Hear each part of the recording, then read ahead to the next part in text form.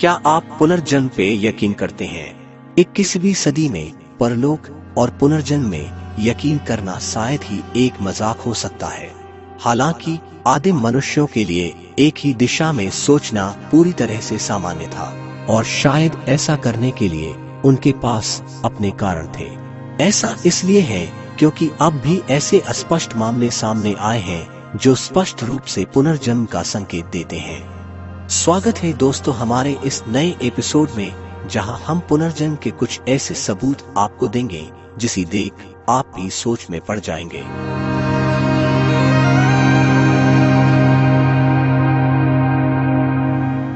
Ryan का जन्म 2004 में मस्कोगी, ओक्लाहोमा में रहने वाले एक बैप्टिस्ट परिवार में हुआ था और उसने अपने अद्भुत पिछले जीवन का वर्णन मार्टी मार्टिन के रूप में किया। वह एजेंट के रूप में अपने पिछले जीवन के बारे में हर विवरण जानता था, जिसने विशेषज्ञों को भी उसके पिछले जीवन पर विश्वास करने के लिए मना लिया। रेयान के पिछले जीवन में एजेंट मार्टिन का जन्म 1903 में हुआ था और दिसंबर 1964 में 61 वर्ष की आयु में उनकी मृत्यु हो गई। उनकी मां सिंडी ने उल्लेख किया कि रेयान सिर्फ 4 साल का था जब उसे बुरे सपने आते थे जो रुकने का नाम ही नहीं लेते थे। कल्पनाएं आमतौर पर उसके दिल के फटने के बारे में थी और सबसे महत्वपूर्ण रूप से हॉलीवुड के बारे में। उसने उन बुरे सपनों के दौरान बात की। घटनाएं तब चिंताजनक हो गई जब बच्चे ने एक बार नाइट आफ्टर नाइट नामक फिल्म देखी और अंतिम क्रेडिट के दौरान बताया कि वह पिछले जन्म में एक एजेंट था।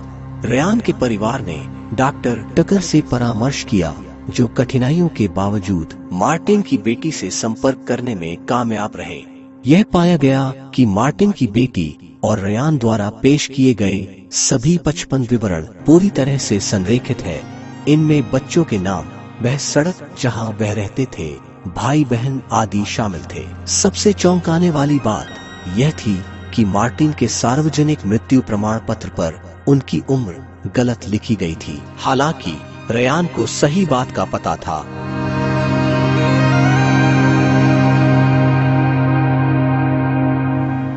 देवी का जन्म दिसंबर 1926 में हुआ था और जब उन्होंने बात करना शुरू किया था तब से ही उन्होंने अपनी पिछली जिंदगी के बारे में बात करना शुरू कर दिया था।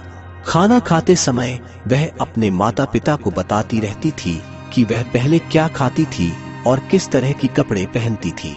उन्होंने कहा कि अक्टूबर 1925 में एक बेटे को जन्म देने के तुरंत बाद उनकी मृत्यु हो गई और उन्होंने प्रसव और शल्य चिकित्सा प्रक्रियाओं के दर्दनाक अनुभव का भी वर्णन किया।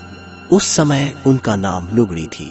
दिल्ली से 75 मील दूर मथुरा में रहने वाले उनके पूर्व पति अभी भी जीवित थे और उनके बीच एक बैठक भी तय की गई थी। लुगड़ी के पति केदार नाथ ने देवी के साथ कुछ समय बिताया। उन्हें यह पुष्टि करके आश्चर्य हुआ कि उसने जो भी बात की वह सटीक थी। उन्होंने बताया कि मानो वह अपनी मृत पत्नी की बातें सुन रहे हो। तब महात्मा गांधी ने मामले में कुछ दिलचस्पी दिखाई और जांच के लिए एक आयोग का गठन किया और मथुरा का दौरा किया। देवी ने लोगों का ध्यान खींचा और अपने जीवन के बाद के अनुभव का भी वर्णन किया। देवी 1987 तक अविवाहित रही और 61 वर्ष की आयु में उनकी मृत्यु हो गई।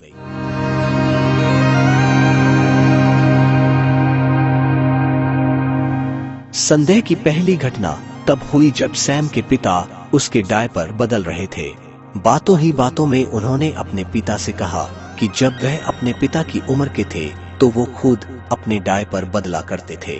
अगली बार उन्होंने कहा, मैं पहले बड़ा था और अब छोटा हो गया हूँ।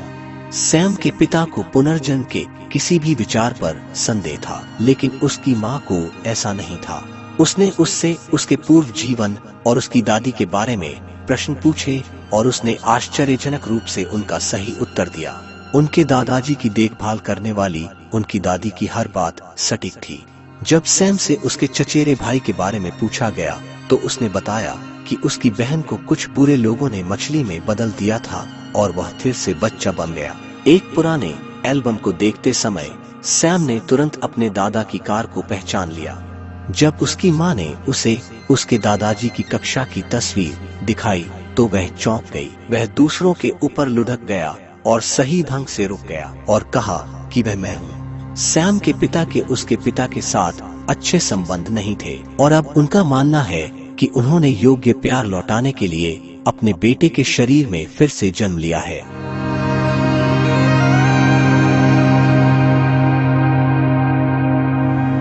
तीसरे लामा 1907 में सिएटल चले गए थे जब चीन की सेना ने तिब्बत पर कब्जा कर लिया था। वह वाशिंगटन विश्वविद्यालय में पढ़ाते थे और अपने छात्रों से कहते थे कि उनका पुनर्जन्म सिएटल में ही होगा। सैकड़ों लामाओं में से केवल कुछ ही पश्चिम में अपना पुनर्जन्म लेने का निर्णय लेते हैं और वांगडू उनमें से एक थे। उनके माता पिता दोनों ने गर्भावस्था के दौरान चौथी लामा को जन्म देने का सपना देखा था। लड़के का नाम ट्रुलकुला रखा गया और जब वह सिर्फ 2 साल का था तब उसे नेपाल में खरीद लिया गया था। 4000 लोगों की उपस्थिति वाले एक समारोह में उन्हें औपचारिक रूप से सिंहासन पर बैठाया गया। अपनी मां के साथ काठमांडू के मठ में 4 महीने तक रहने के बाद उन्हें वापस अमेरिका भेज दिया गया। वह वर्षों तक काठमांडू में रहने वाले थे, लेकिन उनकी मां उन्हें अकेला छोड़ने को लेकर थोड़ी चिंतित थी। दरअसल मठ ने बच्चे की मां को निर्णय लेने की इजाजत दी थी, लेकिन उन्होंने सुझाव दिया कि वह उसे अकेला छोड़ देंगी।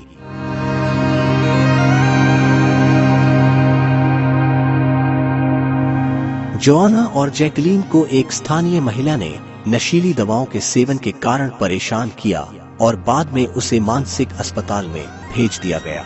बहनों के माता पिता जॉन और फ्लोरेंस ने नुकसान के बाद खुद को अत्यधिक दुख में पाया।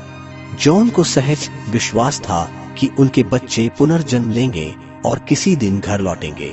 उनकी पत्नी असहमत थी और इससे उनकी पारिवारिक स्थिति और भी बदतर हो गई। 4 अक्टूबर 1958 को फ्लोरेंस ने जुड़वा लड़कियों गिलियन और जेनिफर को जन्म दिया। भले ही उनके पास जुड़वा जिन नहीं थे, यह तथ्य कि जेनिफर के पास जैकलीन से मिलते जुलते 2 जन्म चिन्ह थे एक पूर्ण चमत्कार था। जैसे जैसे वे एक साथ बड़े हुए, यह ध्यान देने योग्य था कि कैसे उनका व्यक्तित्व भी उनकी मृत बहनों से मेल खाता था। गिलियन ने जोआना की तरह ही अपनी बहन की देखभाल की और उन्हें पार्क का वह झूला भी याद आया जहां पूर्व बहनें खेला करती थी। जैसे जैसे वे वयस्क होते गए, धीरे धीरे उनकी पिछले जन्म की यादें धुंधली होने लगी। हालांकि यह मामला कई मनोचिकित्सकों को आकर्षित करता है और इसे पुनर्जन्म का प्रमाण माना जाता है।